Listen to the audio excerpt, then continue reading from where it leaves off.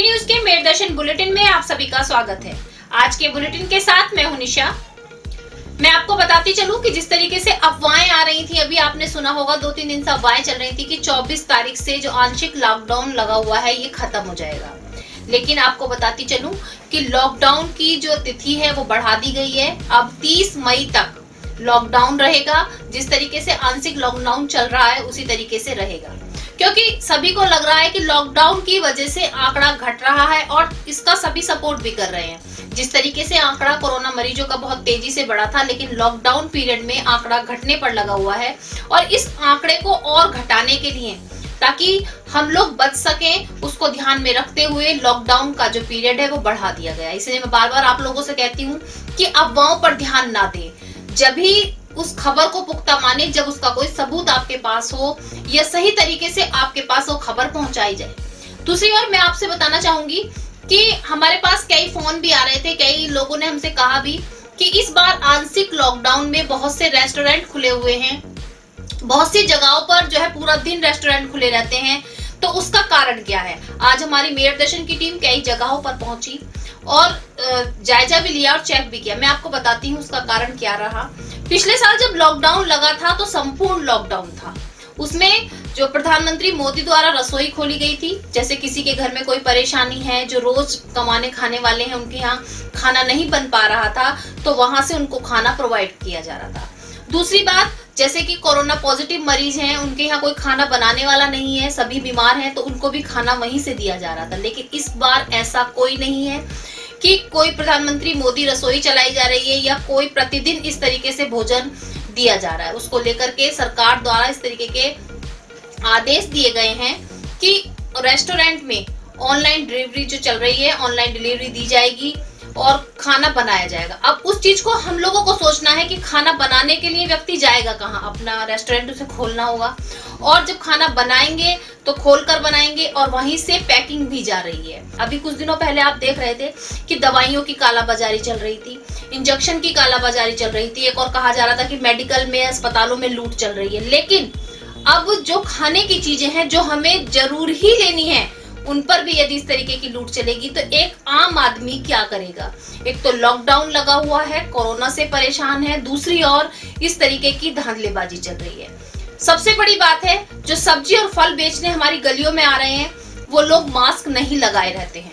तो क्या आप सोच सकते हैं कि आपको सब्जी और फल के साथ कोरोना भी परोसा जा सकता है। जी हाँ, आप लोग बिना मास्क लगाए हुए सब्जी वाले से फल और सब्जी तो खरीद लेते हैं, लेकिन आपने अपनी सुरक्षा की, मैं मान सकती हूँ कि आप लोग मास्क लगाकर नीचे गए, लेकिन सब्जी और फल वाले ने नहीं लगाया, तो आपको उतना ही नुकसान होगा जितना कि आपके मास्क ना लगाने से होगा।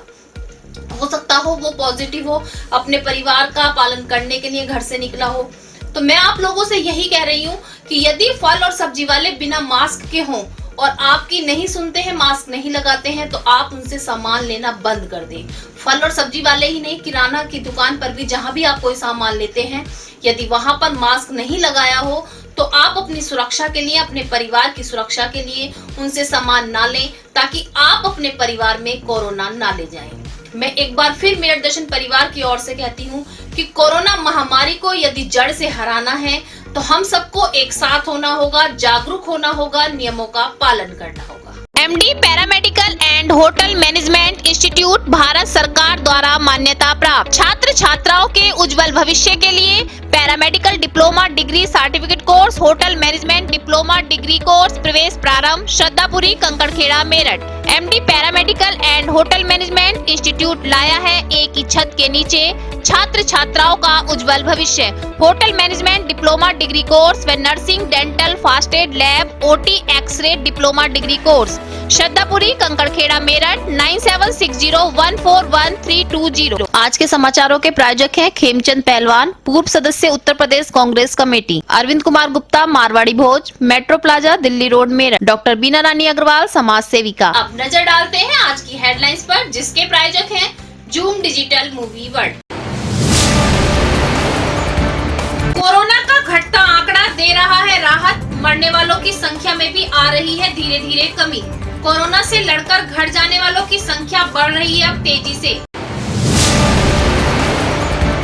मेरठ के जांबाज फाइटर पायलट अभिनव चौधरी का पार्थिव शरीर पहुंचा मेरठ, सभी लोगों ने दी श्रद्धांजलि।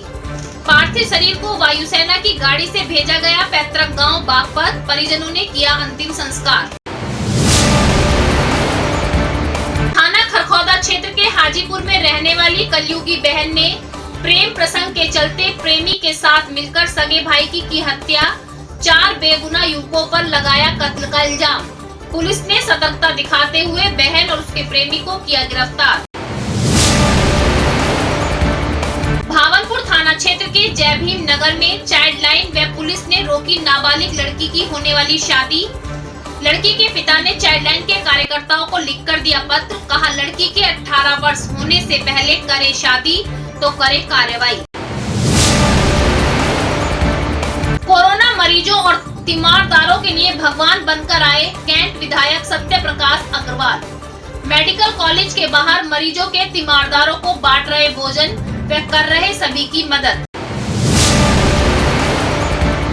कोरोना महामारी को जड़ से खत्म करने के लिए भाजपा नेता गोपाल शर्मा ने लिया संकल्प। मेरठ जिले के विभिन्न क्षेत्रों का कर रहे हैं प्रतिदिन धुनी से वायुमंडल शुद्धिकरण। आज भी मेरठ शताब्दी नगर में वायुमंडल शुद्धिकरण के लिए दी हवन सामग्री की धुनी। क्षेत्रवासियों ने पुष्प वर्षा कर किया उत्साहवर्धन। शामली सदर कोतवाली क्षेत्र के मोहल्ला पंसारियान में मकान गिरने से एक ही परिवार के 4 सदस्यों की हुई मौत, परिजनों में मचा कोहराम। मौके पर पहुंची पुलिस, पोस्टमार्टम के लिए भेजे शव। पल्लवपुरम फेज 2 में स्थानीय पार्षद विक्रांत ढाका एवं स्वास्थ्य विभाग के सौजन्य से कोविड-19 की रोकथाम हेतु 45 वर्ष से अधिक आयु के लिए लगाया गया टीकाकरण एवं जांच शिविर। क्षेत्रवासियों ने बढ़ चढ़कर लिया भाग। जनपद संबल के थाना नखासा में छोटे भाई ने बड़े भाई की धाराधार हथियार से की हत्या। मौके पर पहुंची पुलिस, पोस्टमार्टम के लिए भेजा शव। सतर्कता दिखाते हुए 2 घंटे में पुलिस ने किया हत्या का खुलासा। अब खबर विस्तार से। मेरठ का शहीद बेटा, जी हाँ, जो कल मैंने अभी आपको दिखाया था कि मेरठ के गंगा नगर में रहने वाले, गंगा सागर कॉलोनी में रहने वाले अभिनव चौधरी का कल प्लेन क्रैश होने से देहांत हो गया। आज उनका पार्थिव शरीर मेरठ पहुंचा। मैं आपको बताती चलूं थोड़ा सा कि कल भी जो मिग 21 प्लेन को उड़ा रहे थे, अचानक से पंजाब के मोगा में वो प्लेन क्रैश हो गया और दुर्घटनाग्रस्त उनकी तुरंत ही मृत्यु हो गई। उनका पार्थिव शरीर आज मेरठ पहुंचा। सभी ने उनको नम आंखों से श्रद्धांजलि दी। परिवार में कोहराम मचा हुआ है। सभी की आंखें रोकर दरवाजे पर अभी भी अभिनव चौधरी का इंतजार कर रही है। वायुसेना की जो गाड़ी आई थी उसी के साथ उनका पार्थिव शरीर उनके पैतृक गांव बागपत ले जाया गया और वहीं पर उनका अंतिम संस्कार किया गया। आप देख सकते हैं कि कितनी दुख भरी ये घटना है कि पिता के आगे उनका बेटा जो है भारत के लिए कह सकते हैं शहीद हो गया। उनके पिता का कहना था कि 12th के बाद ही उनकी बचपन से ही इच्छा थी वैसे तो कि वो पायलट बने और पायलट बनने का सपना उन्होंने पूरा भी किया। 12th के बाद वो पायलट बन गए थे, लेकिन बहुत कम समय ही वो इस तरीके से मेहनत कर पाए। उन्होंने कभी सोचा भी नहीं था कि इस तरीके से नम आंखों से उन्हें अपने बेटे को इस तरीके से गले लगाना होगा। अब मैं आपको ऐसी खबर की ओर ले चलती हूँ जहाँ पर रिश्ते तार तार होते नजर आ रहे हैं। जी हाँ, एक और कहा जाता है कि भाई बहन का जो प्यार होता है वो इतना सच्चा होता है कि भाई बहन अपनी एक दूसरे से दुख सुख भी बांट सकते हैं। एक दूसरे का दुख उन्हें बर्दाश्त नहीं होता। जी हाँ, अगर बहन को छोटी सी चोट लग जाए तो भाई को बर्दाश्त नहीं होता और भाई को लग जाए तो बहन को बर्दाश्त नहीं होता। लेकिन आज ऐसी घटना सामने आ रही है। मैं आपको बताती चलूं कलयुगी बहन की। एक कलयुगी बहन ने अपने भाई की खुद ही हत्या कर दी। मैं आपको पूरी घटना बताती हूँ। थाना खरखौदा क्षेत्र के हाजीपुर गांव से ये घटना है। एक बहन ने प्रेम प्रसंग के चलते अपने प्रेमी के साथ मिलकर अपने ही सगे भाई की हत्या कर दी और आरोप दूसरे 4 युवकों पर लगा दिया। जब पुलिस छानबीन में लगी तो उन 4 युवकों को जेल भी भिजवा दिया, लेकिन पुलिस ने सतर्कता दिखाते हुए छानबीन बंद नहीं की और आज उस बहन को और उसके प्रेमी को गिरफ्तार कर लिया गया। बाद में बताया गया कि उसके भाई को उसके प्रेमी के साथ रहना पसंद नहीं था, जिसके रहते उसने अपने प्रेमी के साथ मिलकर अपने भाई की हत्या कर दी। आप देख सकते हैं कि जहां बचपन से साथ खेलने वाले भाई बहन एक दूसरे का सुख दुख बांटने वाले, एक दूसरे से चीजें बांटने वाले, क्या इतने निर्दयी बहन हो सकती है कि अपने भाई की, अपने प्रेमी के साथ मिलकर हत्या कर दे। लेकिन हाँ, ये घटना सच है और सामने भी आ रही है।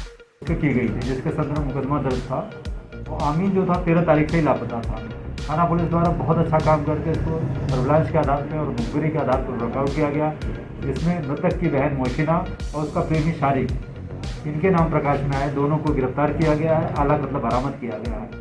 हत्या के पीछे कारण बताया गया है कि जो आमिन था अपने माँ बाप को बहुत तंग करता था, मोशिना को भी तंग करता था, इसलिए मोशिना ने अपने प्रेमी के साथ मिलकर हत्या कराई थी। दोनों को गिरफ्तार कर लिया गया, माननीय न्यायालय पेश किया जा रहा है। बाल विवाह अपराध है। सभी जानते हैं कि बाल विवाह बहुत समय पहले बंद हो गया है और बाल विवाह करना कानूनी जुर्म है, लेकिन ऐसा जुर्म आज के समय में भी हो रहा है। जी हाँ, कुछ लोग पैसों के लालच में अपनी अपनी बेटियों के बाल विवाह करा देते हैं, जिससे उन्हें काफी बड़ी सजा भी हो सकती है। आज ऐसी ही घटना सामने आई भावनपुर थाना क्षेत्र के जय भीम नगर गांव से कि एक युवती की जो अभी नाबालिग थी, उसकी उम्र 18 वर्ष नहीं हुई थी, उसकी शादी जो है किसी खतौली गांव के एक युवक के साथ कराई जा रही थी।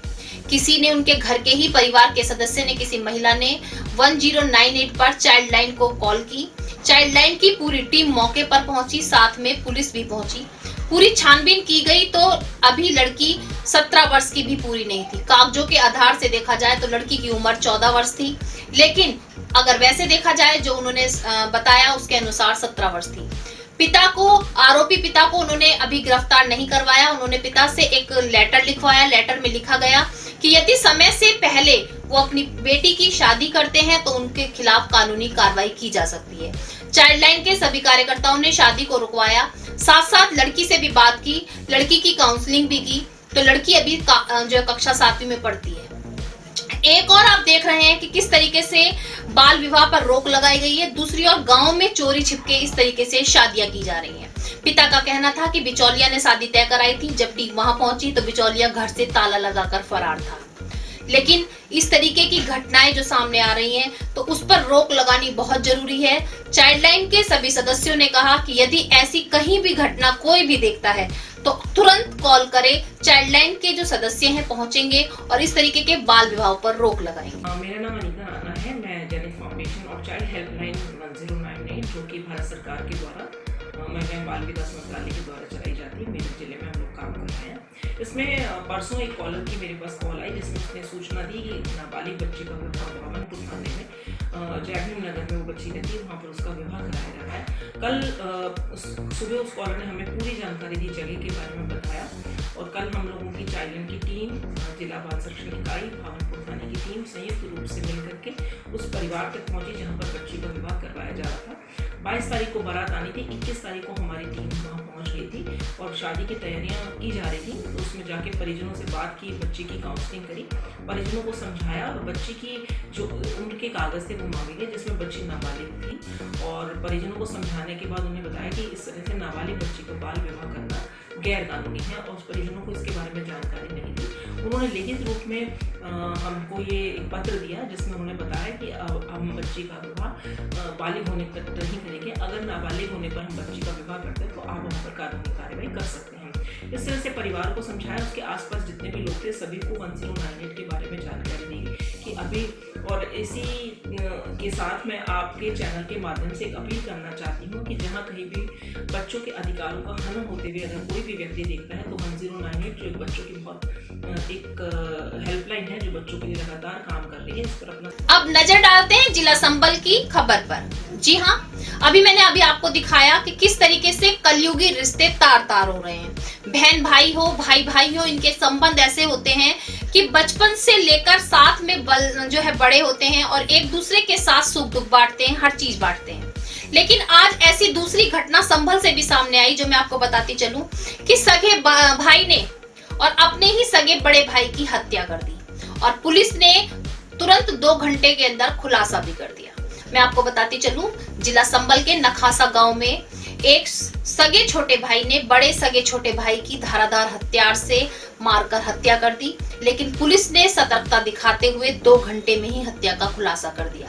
पूरा परिवार अपने घर पर सोया हुआ था, तभी छोटे भाई ने बड़े भाई की हत्या कर दी। जब पुलिस ने जांच की तो पता लगा, भाई का कहना था कि जो बड़ा भाई था वो शराबी था, पीकर सबके घर में जो है मारपीट करता था, लड़ाई झगड़ा करता था, जिससे बहुत दुखी होकर उस छोटे भाई ने घर में रखे हुए जो गंडासा होता है उससे उस भाई की गर्दन काट दी।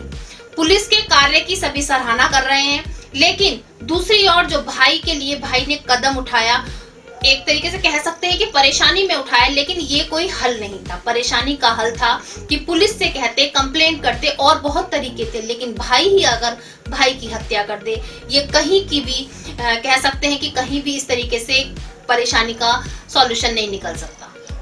जिला संबल से मेयर दर्शन के संवाददाता आकिब सैफी की रिपोर्ट। आज प्रातः थाना नखासा स्थित ग्राम रिठाली में दीपक उर्फ टीटू पुत्र इंदल सिंह उम्र लगभग 32 वर्ष जाति जाटव की हत्या की सूचना प्राप्त हुई थी।